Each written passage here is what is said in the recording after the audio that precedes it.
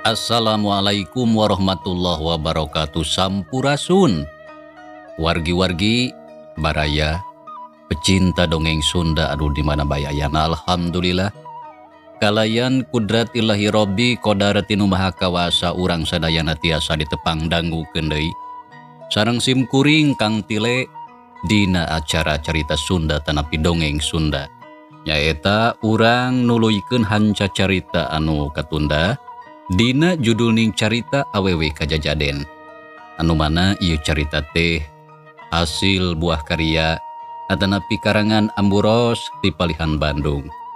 Kasugri kaum dangu dina jujutan hanca carita anu katunda. Pedaran Kang Tile kasapih kuanci dina mangsa medarkeun kayaan alam ti peuting. Nyatana ka siluman kelong bodas anu harita ngarupakeun hiji tangtungan awewe anu ngakukeun ngaran Sulastri. Harita teh ngadongkapan indung bapana Oding. Kumaha tumitra lajenganana ieu carita sumangga langkung paos nama urang sami-sami bandungan deui ku sadayana.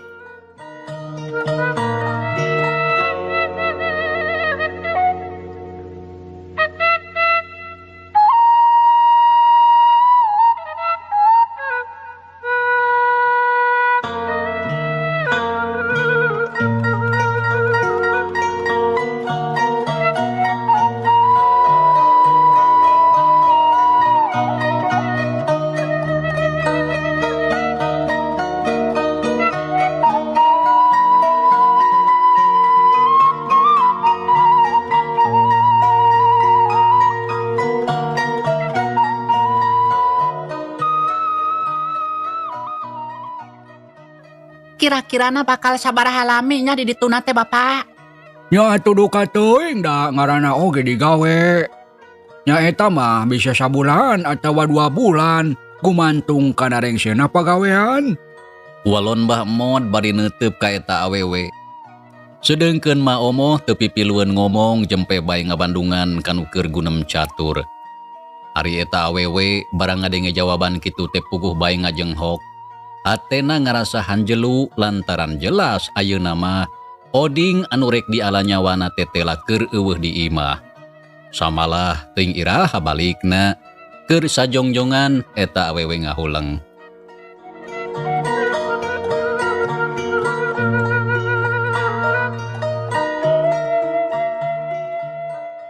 Tah kitu Nyai. Yang Oding anak bapak teh keur eueuh. Carta teuing iraha baliknya. Tah lamun memang bener Nyai boga kaperluan mah sok bae atuh bejakeun ka bapa. Nah naon kaperluanna? Eta cenah kasebutna Rusiah. Teu kudu hariwang da ku bapa oge moal diucah Aceh kanu sejen. Nya Nyai sok bae bejakeun teu kudu asa-asa. Ceuk Ma Omoh anu ti tadi jempe milu nimbrung. Punten Bapak kalima. Margi abdi moal tiasa ngadugikeun naon kaperyogian abdi pami sanes ka jalmina langsung. Tah ayeuna mah margi tos jelas Kang Oding teh aya. Nya bade permios we atuh. Walon eta awewe teu nungguan jawaban geus kitu mah harita keneh tuluy ngaleos ninggalkeun eta tempat. Ningali kitu nya puguh bae Mbah Mod jeung bojona olohok bakat ku heran. Duanana marelong ka eta awewe anu leumpangna beuki jauh. Anu satuluyna teu kaciri diteureuy ku poekna peuting. Hae eta jelema teh ujug-ujug ngaleos kitu. Nya kawas anu toh hidang. Tapi sahanya Abah manehna teh? Nya duka teuing da teu pati sidi kana beungeutna oge. Oh dasar wah teu pati sidi kami oge. Tapi naha Abah tadi make jeung nyebutkeun anak urang keur aya di pagawean di kota. Ulah sok ngabohong ari taeun teh dosa. Geus kolot teh gede wadul ieu mah. Ceuk Ma Omoh bari neuteup ka salakina. Abah oge nyaho lamun ngabohong teh dosa. Tapi da kapaksa ari bieu mah nyarita kitu soce. Walon Mbah Mod bari nutupkeun pantos sakalian ditulakan. Kapaksa kumaha Abah? Nya kapaksa we Abah teh ngomong kitu.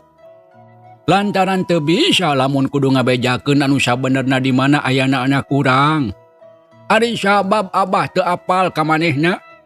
Sarta boga maksud naon anu sabenerna.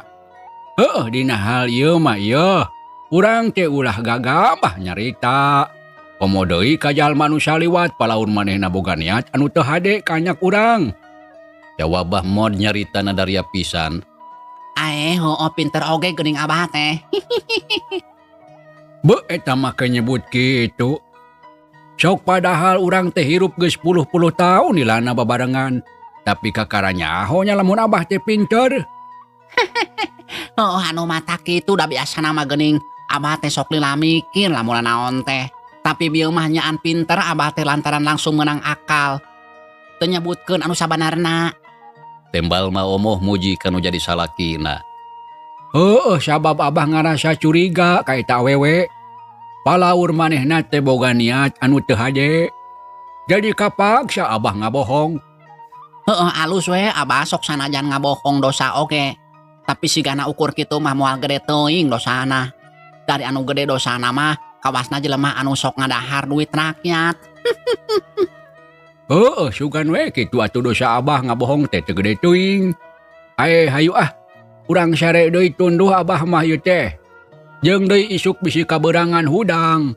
Abah rek ka sawah rek ngomian galengan rempag. Jadi kudu isuk keneh inditna. Beurang teuing bisi kaburu panas. Walon Bahmod teu nyarita deui geus kitu mah tuluy ngaleo sup ka jero kamar. Goledag ngedeng dina kasur. Ningali kitu mah omoh nurutan. Reup duanana sarare. Mangsa alam harita geus liwat di tengah peuting. Samalah geus maju ka janari leutik. Awak karasa tiis asa nyerep kana tulang. Sedengkeun di luareun imah estuning sepi jempling. Sora sasatuan leutik teu kadenge sorana teuing keur araya di mana.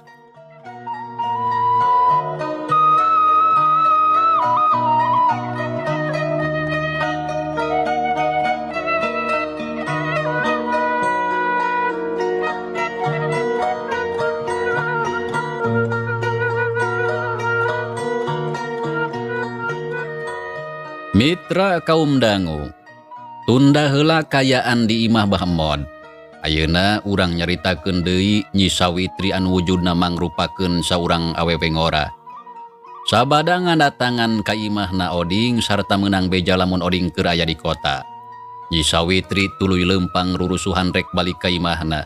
Bari mawa hate anu medang hal ambak. Sabab jelas Oding ayeuna keur aya di dayeuh sarta duka teuing iraha balikna. Nyaan aing gagal rek modaran si Oding teh. Sabab ceuk bapana eta mangkelu keur aya di kota. Tapi sanajan kitu keun wae lah, dangke oge pasti bakal aya balikna. Sok sanajan aing kudu nungguan lila. Ceuk Nyi Sawitri bari ngungkug leumpang sanggeus aya kana sawatara waktu. Go ka pakarangan imahna. Samemeh asup ka jero imah geuwat ngagibegkeun awakna. Sapada hari tajirim narobah deui balik deui ka asal jadi Nyi Sawitri anu geulis. Geus kitu kalacat unggah kana teras. Oloyong ngadeuketan kana panto. Tapi barang rek asup pisan bet ngadadak karasa ti koronahan ang hayang nginum. Tapi tangtuna oge lain hayang nginum cai da ieu mah hayang nginum getih. Nyaan aing gagal rek modaran si Oding teh. Ti koro aing karasana ang hayang nginum. Tapi nah lain ti tadi. Ari geus nepi ka imah kakara karasa. Dan lamun seuk ti tadi mah indung jeung bapa si Oding teh ku aing diserot getihna. Ceuk Nyi Sawitri keur sajongjongan mah nangtung hareupeun panto. Ngarasakeun ti korona anu karasahna ang hayang inum. Nya susuganan bisa ditahan, kitu ceuk pikirna. Tapi beuki lila teh kalah beuki parna. Ti korona karasa panas samala asa nyeksrek kana sakujur awak. Teh lah moal bisa ditahan kaya kieu mah. Tapi lamun aing kudu init deui pikeun yangan korban kanu jauh. Palaur bisi kaberangan. Lantaran ieu teh wanci geus maju ka janari. Sajabat ti kitu inggis Kang Sarkum kaburu nyaring. Nya geus pasti bakal nyangan ka aing lamun nyaho aing eueuh di imah. Tapi aing teu bisa lamun teu nginum getih.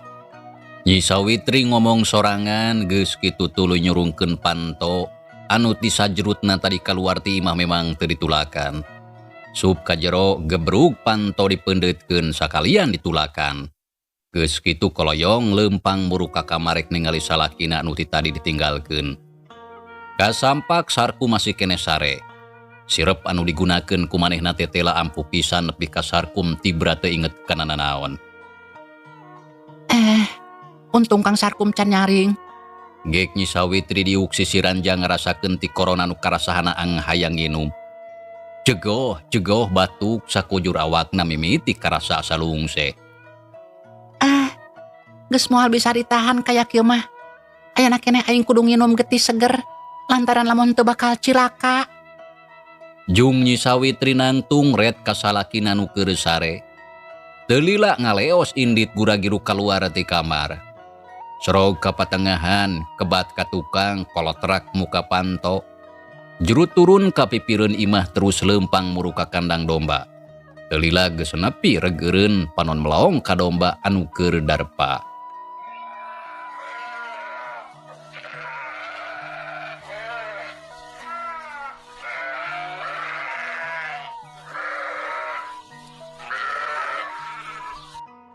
Kapaksa dina peuting ieu mah. Domba Kang Sarkum anu ku aing geus rot getihna. Tapi keun wae da moal matak rugi ukur hiji mah. Nyi Sawitri ngadeuketan ka palebah kandang domba.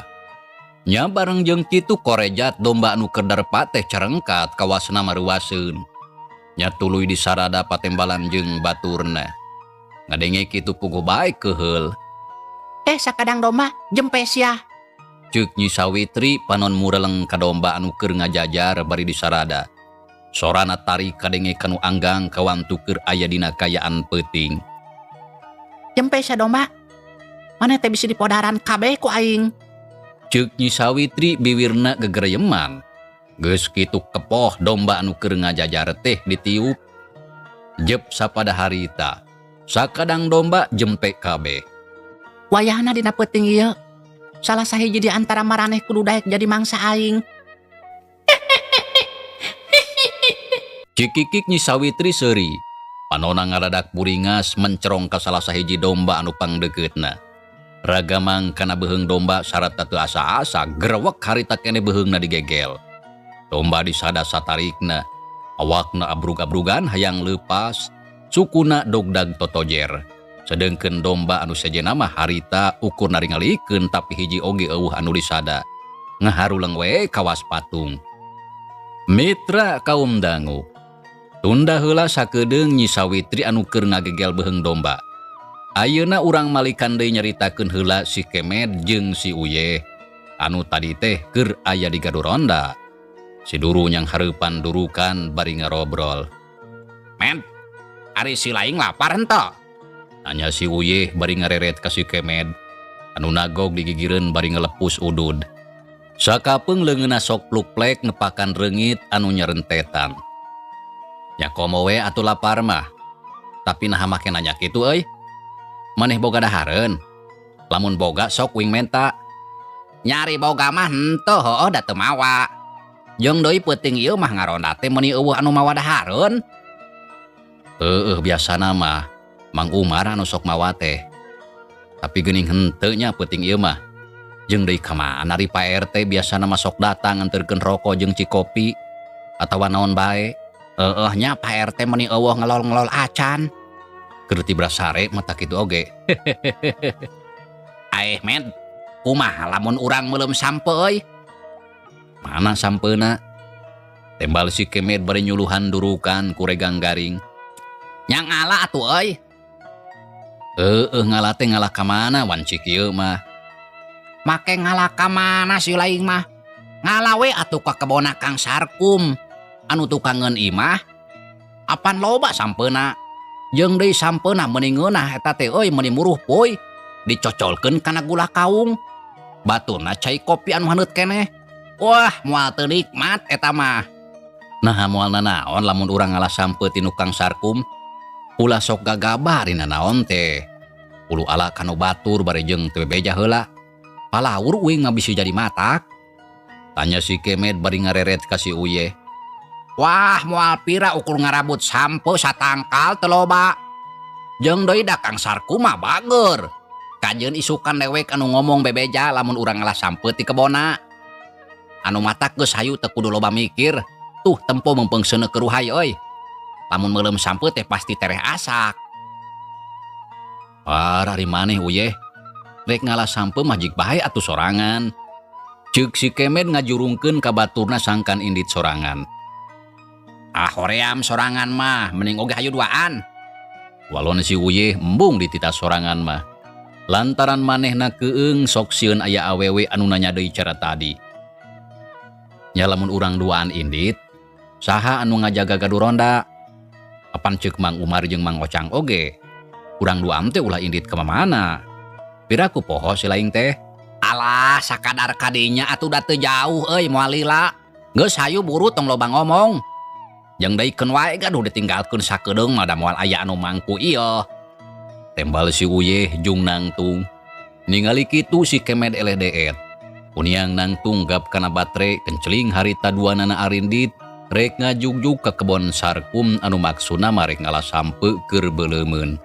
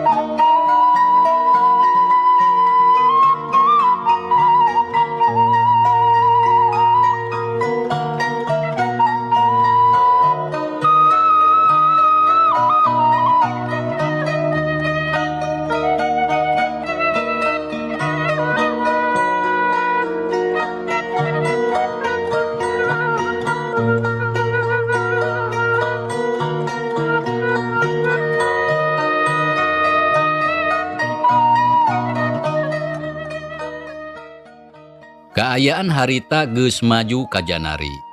Sora-sora anu tadi mataksieun ayeuna mah geus teu kadenge. Dina kaayaan kitu, si Kemet jeung si Uyeh patinggara digelempang semurusuh ari sabab hayang geura nepi ka nu dituju. Yeuh dewek rek kapancuran heula nya sakedeung. Ieu beuteung musial hayang kacai. Sok si laing ka ditu ti heula, ke uing nuturkeun. Jik bae rek kacai mah tapi ulah lila. Jeung deui apan uing rek ngarabut sampe bisi pageuh teu karabut ku sorangan mah. Wah, piraku teu karabut ku sorangan. Kawasna moal pageuh lantaran can kahalodoan. Taneuna baseuh apan tadi sore turun hujan. Geus uing rek kacai heula yeuh teu kuat bisi teu katahan. Heuh, jig atuh buru-buru. Walon si Uyeh tuluy ngaleos indit ngajugjug ke kebon sarkum anu tempatna geus teu jauh. Sedengkeun si Kemet manehna gura-giru indit ka pancuran anu tempatna aya ti belande. Tapi eta oge teu pati jauh. Kocapkeun si Uyeh harita geus anjog ka kebon sarkum. Kayaan di dinya teu pati poek da tempatna negrak jeung deui kacangan ku cahaya bentang anu baranang di langit. Si Uyeh leumpang mapai sisi kebon belah kulon. Kadenge sora jangkrik jeung gaang di sarada patembalan. Angkal sampe teh loba tapi anu mananya nu kira-kira negara de beutina. Ceuk si Uyeh bari alak ilik kana tangkal sampe anu ngajajar. Hehehe, Tah iya sih kana mah alus tangkalna gede. Moga-moga bae aya beutina jeung teu pageuh di rabutna. Gap si Uyeh kana tangkal sampe dicekel ku dua leungeun. Tuluy diuget-uget ngarah teu pageuh palebah ngarabutna. Tapi samemeh sampe dicabut beut ngadenge sora domba di sada ngabere letarik, disusul ku sora dogdag di jero kandang.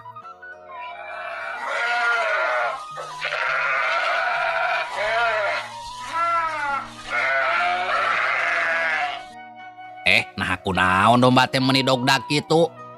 Buah-buah aya bangsat. Si Uyeh curing hak ngadedengekeun sora domba.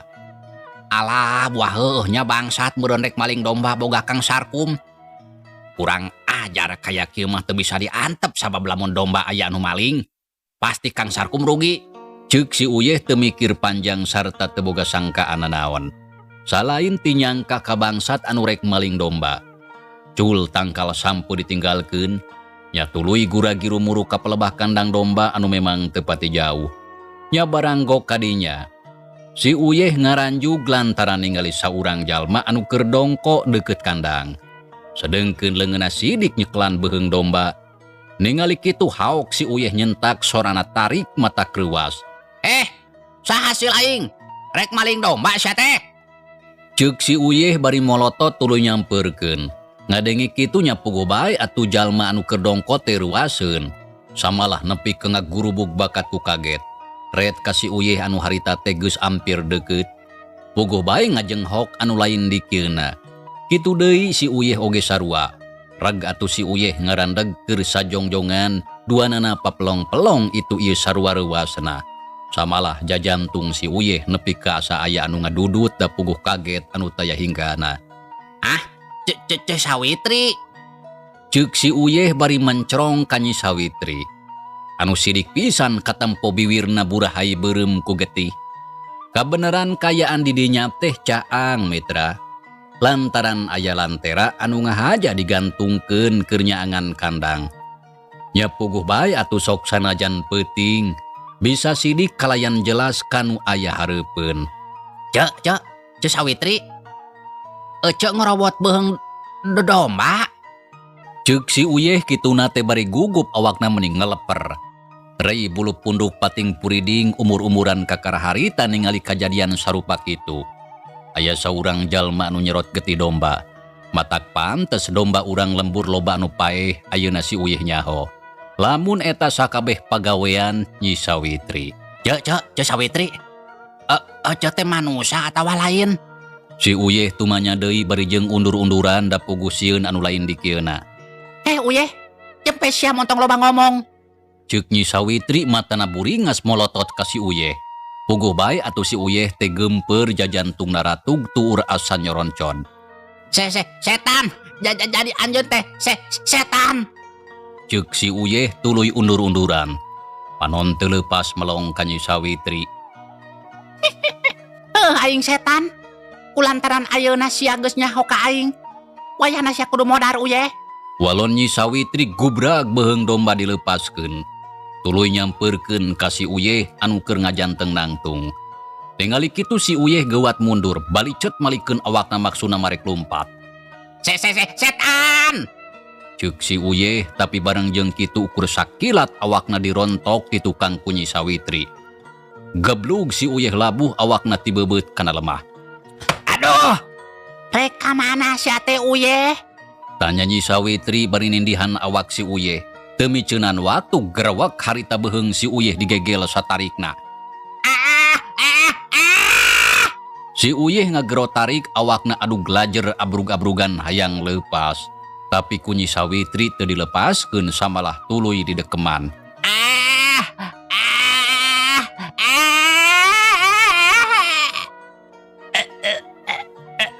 Si Uyeh ngagorowok leungeunna pakupis hayang nyingkahkeun Nyi Sawitri anu keur ngegel beuheungna. Srot-srot kadenge sora getih disedot. Awak si Uyeh tuluy abrug-abrugan bari gogorobokan. Tapi teu lila tuluy ngulapes awakna leuleus krejet. Sukuna kekrejetan ngaleupaskeun nyawa. Panonna burial buncelik nahan ka nyeri. Dina kayaan kitu torojol si Kemet datang bari huruha hareho. Da puguh geus lumpat sakuat tanaga. Tapi barang gok anjog kadinya, si Kemed nepi ka calangap. Ningali si Uyeh anu keur didekeman ku saurang jalma. Tapi teuing saha da teu sidi kana rupana, lantaran kahalangan ku buukna anu panjang ngarumbay. Utupan beungeut sabab harita keur tungkul ngadekeman si Uyeh anu keur sakarat. "Uyeh!" Si Kemed ngagero satarikna. Panon molotot ka eta jalma. Sedengkeun Nyi Sawitri anu harita teh keur ngadekeman si Uyeh sadar.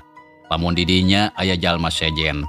Nya ku sabab kitu geuwat ngagibegkeun awakna sakali. Les jirimna leungit ngiles teuing ka mana. Mungguhing siluman rek kitu oge teu mata kese pikeun dirina. "Uyeh! Uyeh!" Si Kemed gegerowan sorana tarik pisan. Sukuna ngalengkah ngadeukeutan ka si Uyeh anu geus ngajoprak jadi layon. Getihna ngabayabah beheungna gorobong mata kinggiapeun anu ningali.